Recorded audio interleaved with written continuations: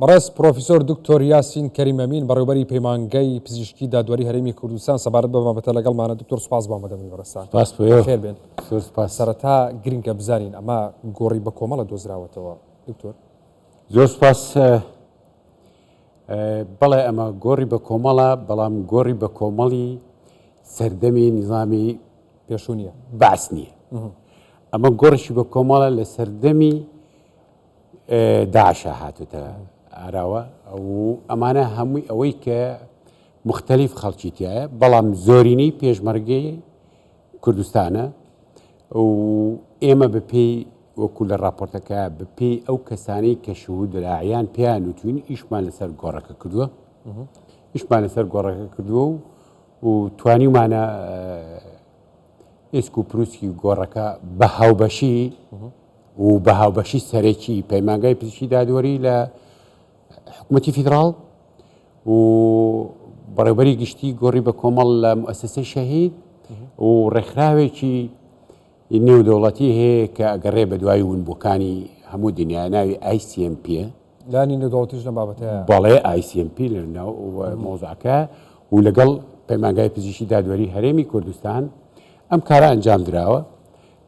و ئەمە کارە هی ئێستا نییە، یعنی ئەگەڕێتەوە بۆ نزیکی ساڵێک زیاتر ئەم بەرنامەیە هەبووە کە ئەم شوێنە دۆزراوەتەوە، شوێنێکی ترسناک بوو وولایە زال ئەو شوێنەی کە هەر ئێستش داعش لەو منطقەیە، داعش لەو منطقەیە، یعنی ئەو منطقەی کە ئێمە لێبووین لە بلای حەویجە و ئەو منطقانی بەشیروانەی کە هەروەکو ئێستا باست کرد کە لێو ساڕۆخێکیان بۆ کۆرمۆڕۆندا ینی شوێنەکەش نێنی بۆ بنێنیش کارتیا کرد، بەنێنی کار کراوە، بەڵێ زۆر بەنێنی کار کراوە، هەتا ئیش تەواو نەبووە، هەتا نەگەشتونێتە ئەنجامێکی تەواو و شتەکان لەوێ نەماوە، ئێسک و پرووسکەکانمان نەگواستێتەوە، باسمان نەکردو. باشە دکتۆر، چەند خێزان ئەوانەی کە کەسوکاریان دیار نەماوە لە شەڕی داعش لەو ماوەیە و لەو شوێنە بە دیاری کراوی و ئەو خێزانانە سرجەمیان پێشمەرگەن، ینی کەسوکاری پێشمەرگە یان کەسی تری تایە جیاواز لە پێش؟ بەڵێ من لیستێکم لەلایە، ئەم لیستەی کە لای منە ناوی 62 خێزانە، 62 خێزانە، ئەم 62 خێزانە خۆیان لە ڕێی وەزارەتی پێشمەرگە و وەزارەتی ناوخۆوە داوایان کردووە کە خۆشەویستەکانیان دیارنین پێشمەرگان و بە هەر جۆرێک لە کەسەکانی ترپش. لەم لیستەی کەم 62 عیلەی کە داوایان کردووە خەڵکی تریشی تایە، یعنی کە پێشمەرگە نیە، خەڵکی تریشی تایە کە پێشمەرگە نیە، ناویان خۆیان نووسیوە، شوێنی ئیشەکان نووسیوە، لە چۆ خەڵکی چۆن مەسەلەن لە کەرکووکە، لە سلێمانیە، لە دۆکە، لە شنگاڵە، سەر جەم شارەکانی کوردستانی تایە و بەرواری ڕۆژی ونبوونەکانیان تاریخەکانیشیان نووسراوە، شوێنی بەدیلگرتنەکانیشیانمان هەیە. طبعاً ئەمە بە سوپاسەوە، طبعاً ئەمە بە سەرپەرشتی خودی جەنابی سەرۆکی حکوومەتە. سەرۆکی حکوومەت ڕۆڵی چۆن بووە لەم بابەتەیە، چی بووە؟ گەورەترین ڕۆڵی هەیە و تا ئێستاش باشترین ڕۆڵ و هاوکارە بۆ ئەوەی کە یەک بە یەک بگەڕێن بە دوای ئەمانەیە بتوانین بە کەسوکاری ئەم خۆشەویستانەی کەون بە کەسوکاریان بناسێنینەوە. دکتۆر، بابەتێکی دیکە کە گرنگە، ئەم 62 عیلەیە چۆن پەیوەندیان پێوەکەن، چۆنیان دۆزنەوە، چونکە لە زۆربەی شار و شارچکەکانی هەرێمی کوردستانە عیلانە هەن. بەڵێ ئەوان بێنەلاتان خۆتان ئەچنە لایەن لە ئەگەری ئەوەی کە نەتوانن خێزانێک نەتوانێت عیلەیەک کەسوکاری نەبێ. بەڵێ پرسیارێکی زۆر جوانە. ئێمە ئەمڕۆ بەیانی لە هەولێر ئەو گروپە بەیەکەوە ئیشەکەین. ئەگەر تاکو 15 مانگیش ئەم خێزانانە کە ئێستا لێرەوە چاینەکەن ناهاتن، ئێمە بە تایبەتی تیمی تایبەتمانەیە ئەیانێرین بۆ ماڵەکان. ئەمڕۆ خۆشبەختانە ئەمڕۆ یەکێک لە ماڵەکان لە تیمێکمان نار بۆ ماڵەوە دایکەکەی نەخۆش بوو لە ماڵەوە سامپڵ خوێنیان لێ وەرگرتن، جا فۆرمێکی تایبەتە پڕەکرێتەوە. لەمڕۆ دەستان پێ بەڵێ ئەمڕۆ یەکەم ڕۆژ بوو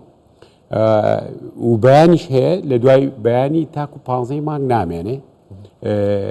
ئەمانە هەموو ڕقمی تەلەفۆنانمانێ، ئەوە ژمارەی مۆبایلەکانی 62 خێزان، هەر 62 خێزانەکە ژمارەی مۆبایلەکانیان زانیاری تاوتانەیە لە شوێنیان، ئەمە زانیارێکی تاوتاوەیان لەو شوێنانی کە ئەو کەسانی ئەدرێسی کاملیانێ،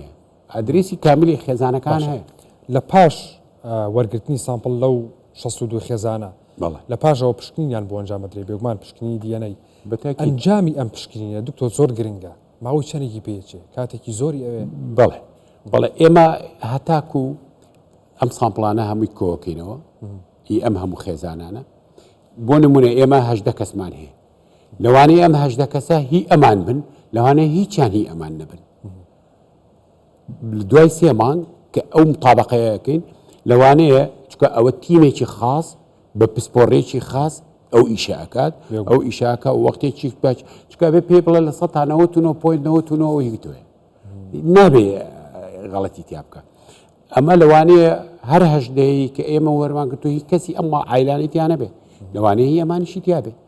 لەوانەیە چەندێکیان تیاابێ ئەم کارە وەختیەوێ لە بەرەوەی ئیشکردنی لەسەر تۆزێک ئیشێکی ناخۆشە و قورسە و ئیشێکی علمیە باشە بەگشتی پرۆسەکە تاوەکو کەی بەردەوامە بێ ئێمە تاوەکو ینی بەروارێکی دیاریکراو هەیە تا 15 مانگ ئەگەر هاتوو ئەو 62 خێزانە تاو نەبوون ینی بەڵێ ئەم دوو ڕۆژە بۆ ئەمانە ئەم دوو ڕۆژە بۆ ئەم پێشمەرگانەیە کە ئەو 18 کەسەیە بەڵام ئەوان تر چون بۆ شوێنێکی تر مەهامێکی تریان هەیە مەهامێکتریان هیچ علاقەیەکیان بێرەوە نیە چونکە لە ئەلانەکەیە کە هەیە ئەلانەکەڵێ بۆ 2 ڕۆژ لە هەولێرە بین بۆ وەرگرتنی سامپڵی خوێنی خێزانی پێشمەرگەکانی شەهیدبوونی دەستی داعش یعنی ئەمە علاقەی خاص ئەم گروپە کە ئەم تیمە هاتوون بۆ ئەوە هاتوون بەس بۆ وەرگرتنی سامپڵی خوێن لەم 62 خێزانە بۆ ئەو پێشمەرگانەی کەونە باشە دکتۆر ئەمە بۆ ئەو 16 تا 18 کەسی کە دۆزراونەتەوە شەهیدی کە دۆزراونەتەوە پێشمەرگەن ینی گرنگە ئەمە بەڵام باقیەکی ترماوەتەوە زۆرێکی ترماوەتەوە کە تاو کەسی چارنووسیان نادیارە هیچ زانیاریەک هەیە گۆڕی بە کۆمەڵی تر چارنووسی ئەوانە ناوی شوێنم ناوێ زانمەوە تاڕادێکی زۆر حساسە بەڵام هیچ ئاماژەیەک شتێک وەکو پێم وتی لەسەر فەرمانی جەنابی سەرۆکی حکوومەت و بەڕێز وەزیری ناوخۆ و وەزیری پێشمەرگە و هەموو لایەنە پەیوەندیدارەکان لە هەڵمەتێکی زۆر تەواو و چڕ و پراین بۆ دۆزینەوە و بۆ گەڕان بە دوای هەموو گۆڕە بە کۆمەڵەکانە بە تایبەتی وەم گۆڕی بە کۆمەڵانی ئەم پێشمەرگانە کە محەممەد پێشت بڵێم لێرە بتەنها پێشمەرگە نییە خەڵکی تریتە ڕۆژناموسیی تیا بڵێ ڕۆژناموسیی تایە و ئەموو عینوانی خۆی ڕۆژنامەنووسەکە ئەوەی کە داوای کردووە لە ڕۆژناموسەکە ڕقەمی تەلەفۆنی باسە پیشان ڕقەمی تەلەفۆنی باوکی مالایە کە بە برینداری بەدیل کەوتۆ دەستی داعش ینی ئێمە ئەمانە کارێکی زانستی بۆی ئەم خۆشەویستانە بگەڕێنەوە بۆ کەس و کارەکانی ئەمە هەمووی هەر پێشمەرگە نییە سەلەنتیایەتی پێشمەرگە بۆ بەڵام ئیجازە بووە لە وەختی خۆیان لە ماڵەوە ئیجازە بووە کەوتوتە دەستی داعش کەوتوتە دەستی داعش جا ئەم معلوماتانی کە کراوە ئەمە بەسپاسەوە وەزارەتی ناوخۆ لەگەڵ وەزارەتی پێشمەرگە زۆر بە گرنگی کردویانە بۆ ئێمە ینی پاک کراوەتەوە بۆ ئێمە کە ئێمە بچین سامپڵی خوێن لە کەس و کارەکانیان وەرگرین و ئەگەر هەچ گۆڕێکی بە کۆمەڵی ترمان بەغێری ئەمە دۆزیەوە هینی پێشمەرگە کە ئەڵێن پێشمەرگە لەو مەنتەقانەیە دەتوانین متابەقەیەکەی لەگەڵیان باشە دکتۆر پێشەوەی کە سامپڵەکان وەرگرن ئێوەڵێن ئەمە گۆڕی بە کۆمەڵی پێشمەرگەیە چۆن نەزانم